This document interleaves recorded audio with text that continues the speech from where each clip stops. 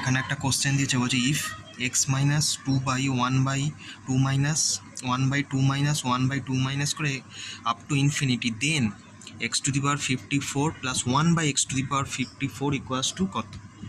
দেখো এটা আমি জানি এক্স ইকুয়ালস টু এইটা। এবার তাহলে আমি এখানে লিখতে পারি x equals to two minus one by x, কারণ দেখো এই two minus one by two এটা তো অ্যাকচুয়ালি এক্সটাই রিপিট হচ্ছে বারবার ইনফিনিটি পর্যন্ত। তাহলে আমি লিখতে পারি x equals to two minus one by x. তাহলে এখানে যদি এক্সটা এদিকে ওয়ান বাই এক্সটা যদি এদিকে চলে যায় তাহলে কী হবে, x plus one by x equals to two. তাহলে এখানে এক্স টু দি পাওয়ার যতই থাকুক না কেন, এখানে হচ্ছে x to the power 54 plus one by x to the power 54।